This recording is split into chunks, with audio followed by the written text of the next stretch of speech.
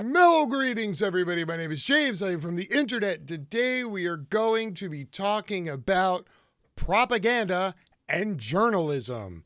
Now, for the better part of the last decade, ever since the end of Occupy Wall Street and other similar occupations around the country, social justice and left progressive organizations have continued to grow, evolve, and spread around the country.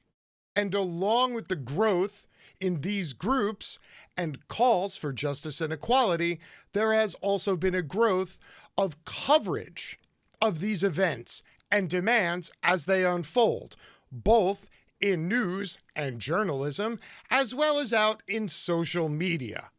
And over the course of this decade, many things have become conflated due to that, not the least of which is the difference between actual journalism and reporting of this sort of thing and the propaganda that promotes ideas for or against whatever is currently in the news cycle.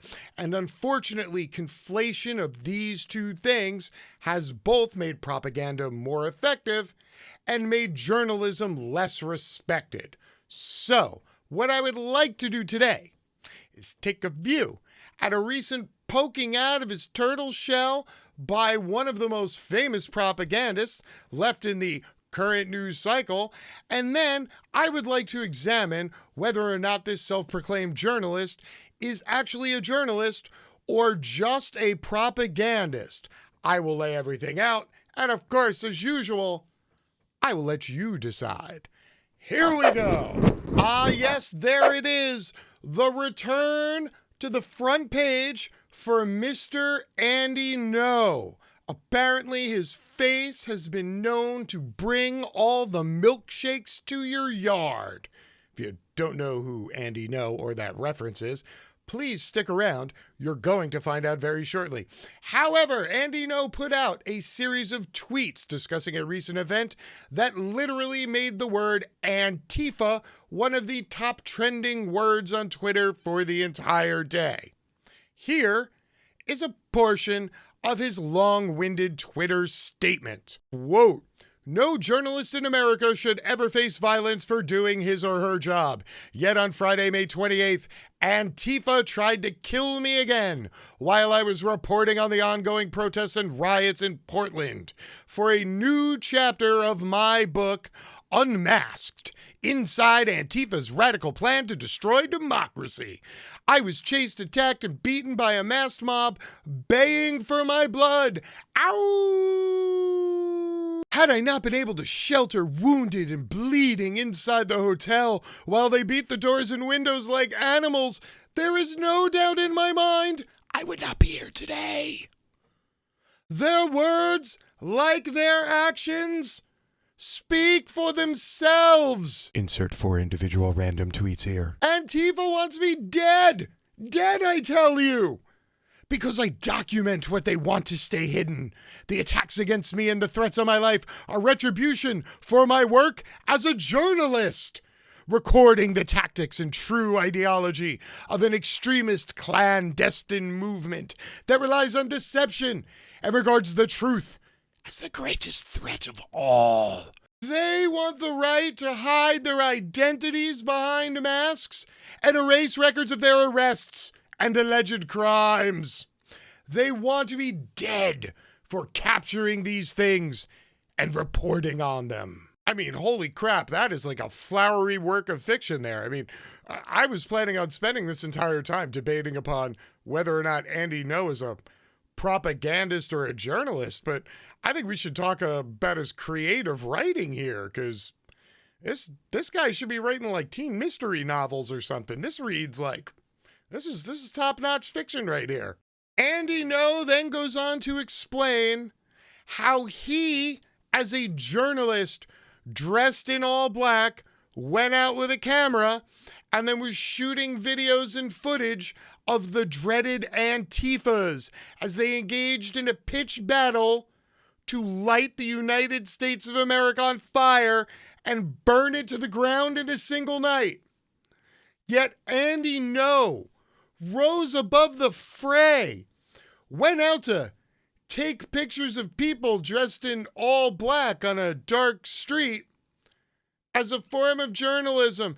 And then when he was found out, he was forced to flee in terror from the dreaded Antifas. And if you just read this, or a relative or a friend of yours just quoted this and put this on social media, and you had no idea who the hell Andy Ngo was and a vague idea of what an Antifa was, you'd be sitting at home right now going, oh my God, there's Antifas out there trying to kill journalists. Maybe I should tune into Fox News and see what this is all about. Now, let us take a brief walk down memory lane so I could remind all of you who Andy Ngo is, what Andy Ngo has done, and if Andy Ngo is actually a journalist, since journalism requires more than just screaming out in the middle of a group, I'm doing journalism, okay? Let's do that. As far back as 2017, Andy Ngo was in college trying to be a reporter and getting fired from school newspapers for doing extremely unjournalisty shit while committing actions in the name of actual journalism. More on this in a second. And then again in 2019, Andy Ngo was once again fired from yet another platform. Andy Ngo even made so much noise with so many of his epic failures in the name of journalism that Rolling Stone actually put together some of his greatest hits, and by greatest hits I mean greatest failures, and then sort of laid everything out in a roadmap just so you could know how unjournalisty and pro-propaganda Andy Ngo actually was. Here we go with this one. How a right-wing troll managed to manipulate the mainstream media. There's a folksy saying that grandparents of all stripes like to dispense. If it looks like a duck and acts like a duck, then you shouldn't be surprised when it starts quacking. Another, perhaps less folksy version of this idiom is Occam's razor, the theory that the simplest explanation for an event or phenomenon is usually the most likely. Nowhere was this demonstrated more quickly than in the case of the meteoric rise and equally rapid fall of Andy Ngo, the provocateur and social media personality who garnered nationwide sympathy last June when he tweeted that he was attacked by anti-fascist protesters at a Proud Boys rally.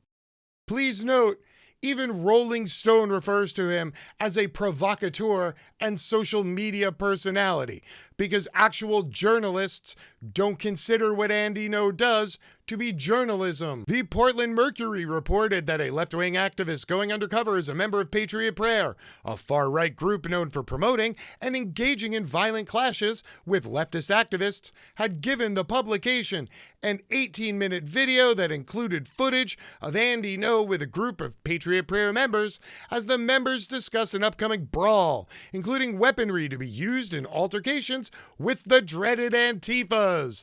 Andy Ngo, who describes himself as a journalist, did not record the conversation and does not appear to have his camera or notebook out. For part of the footage, he is seen on his phone. Now, as a former credentialed journalist myself, I feel that this is where I should point out to everybody that if you are a reporter or a journalist and you are covering an event as a reporter or a journalist, number one, you should be wearing press credentials so that people know that you are the press.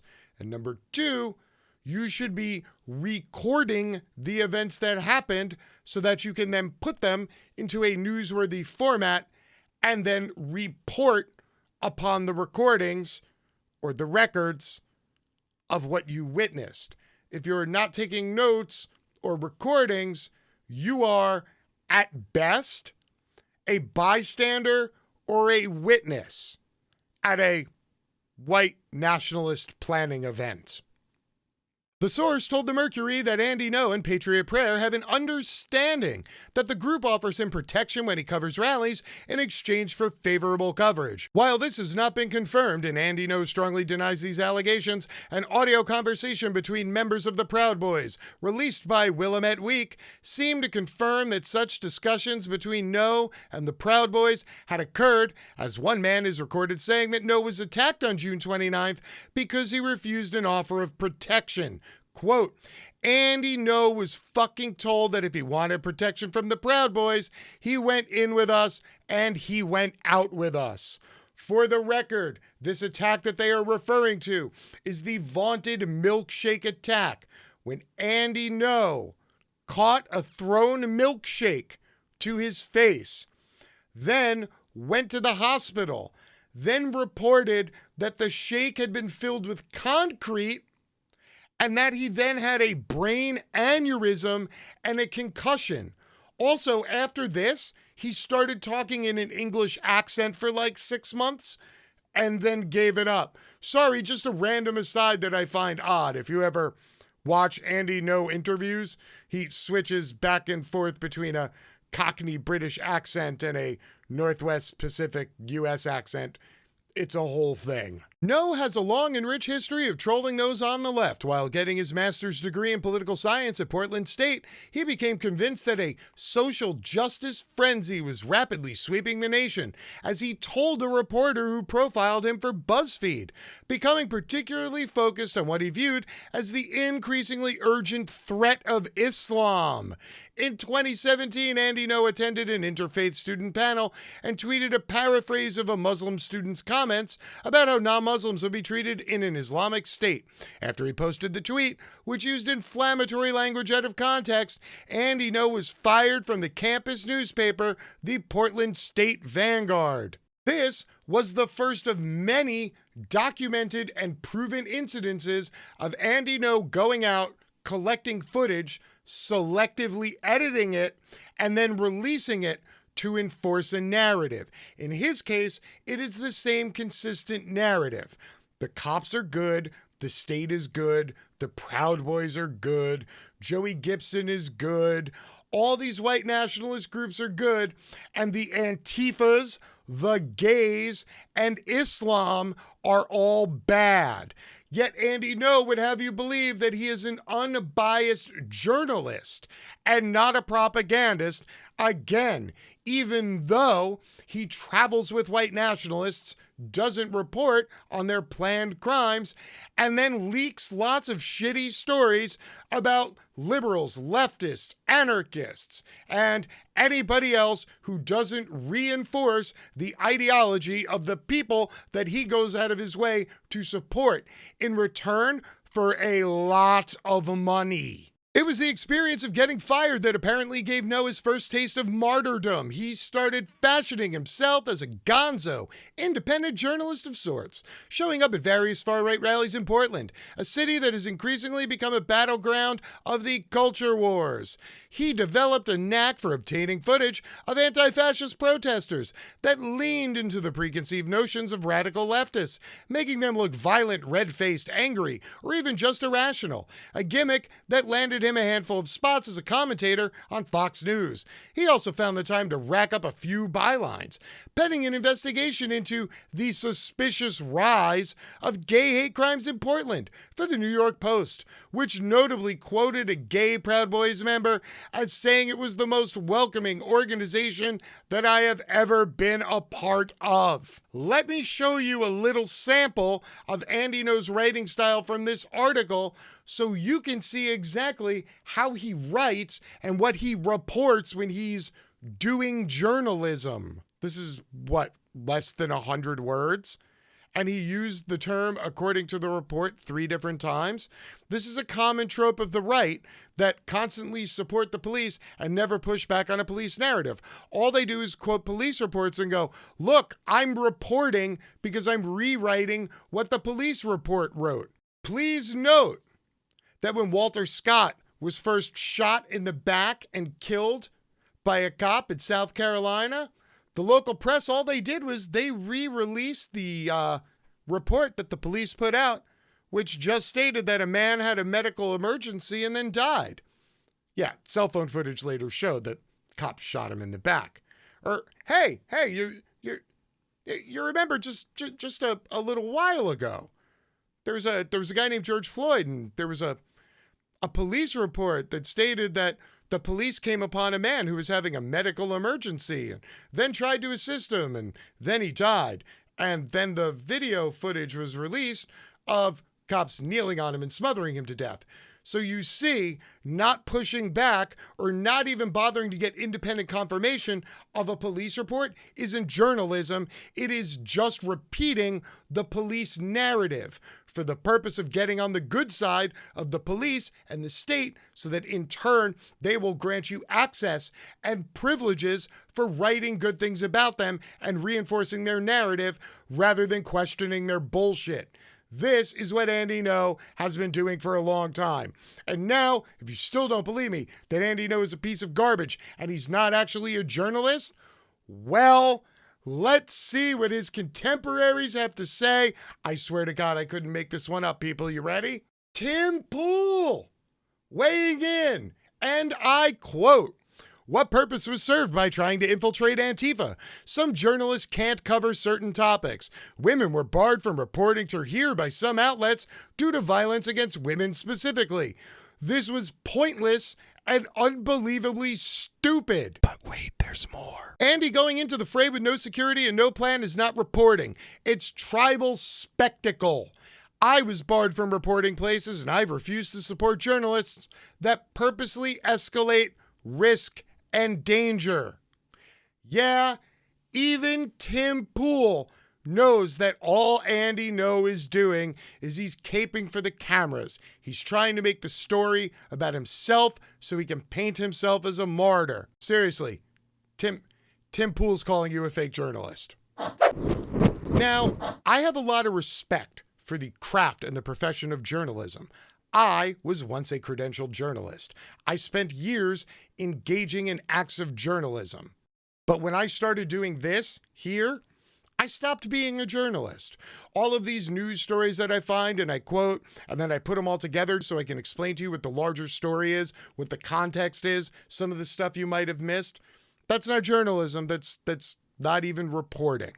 So if I am going to be honest and explain to you all that I am not a journalist because I don't engage in journalist activities, do you think it's really fair that we live in a world where Andy Ngo, a person who has been fired from 2 different news outlets for creating fake news and for not reporting crimes as they were happening while supposedly acting as a journalist, do you think it's really fair that Andy Ngo gets to call himself a journalist and gets all of the benefits and accolades that go along with that? Or is it possible that Andy Ngo is just another propagandist who's making hundreds of thousands of dollars a year off your rage clicks and making people angry so they will further believe a specific ideology? I don't know, people. You tell me.